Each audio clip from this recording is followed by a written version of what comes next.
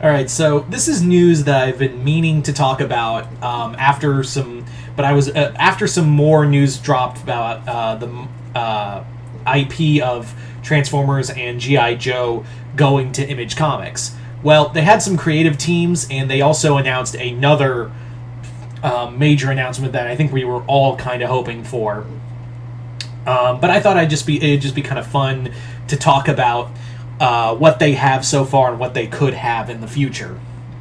So, of course, we have, as you guys know, Transformers and G.I. Joe are no longer with IDW. They're now with Image, which had been rumored for over a year.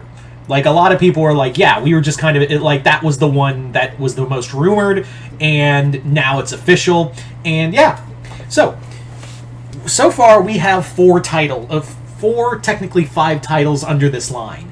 The main line, which will focus on four of the five titles, is going to be called the Energon Verse. This will focus on a shared universe between Transformers and G.I. Joe, which makes a lot of sense. That's what went on with the universe over at IDW when they did a shared universe.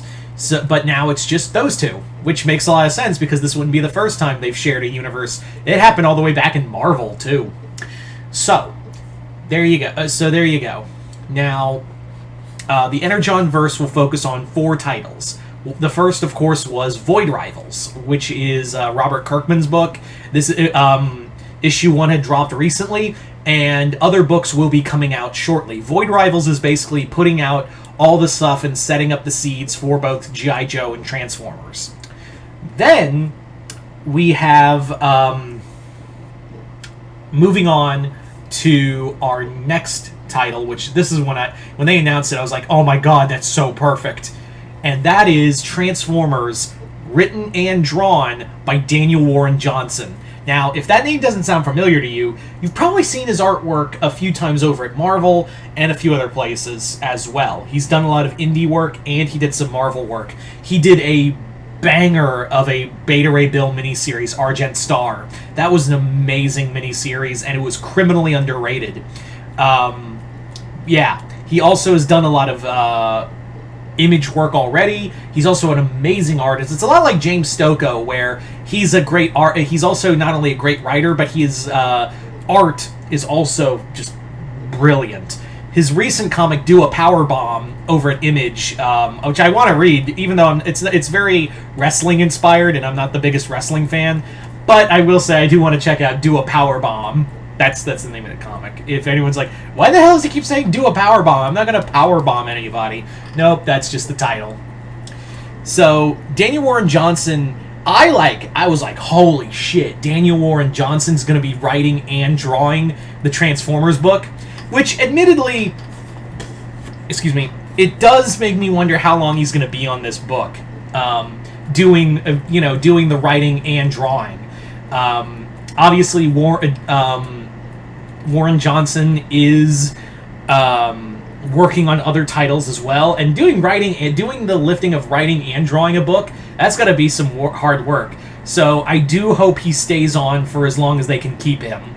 But yeah, Daniel Warren Johnson on Transformers and bringing out how he's going to do the artwork for some of these characters. That dude was tailor made to draw those characters. Writing, we'll see. I do have a lot of faith in him. He writes very great character pieces too. Again, going back to that Beta Ray Bill book. Next up, we have two G.I. Joe books, Duke and Cobra Commander, both done by Joshua Williamson, who has become a big name over at DC Comics. Joshua Williamson can be very hit and miss with me.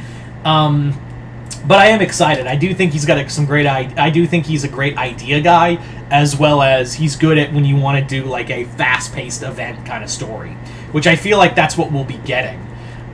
Joshua Williamson also has the kind of kid at heart kind of mentality, and I feel like you need that for G.I. Joe.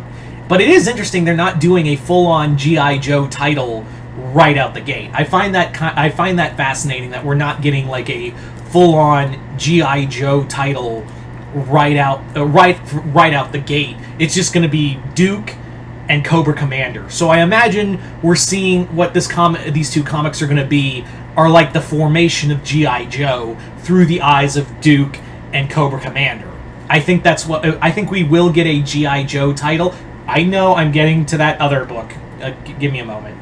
I do think we will get a main G.I. Joe book and probably other spin-offs as well, not just of G.I. Joe but also Transformers. But for right now, it does look like that. It's just we're at phase 1 of this Energon verse. That's what it really feels like. It's phase 1, and we're just kind of moving right along, as the Muppets would say.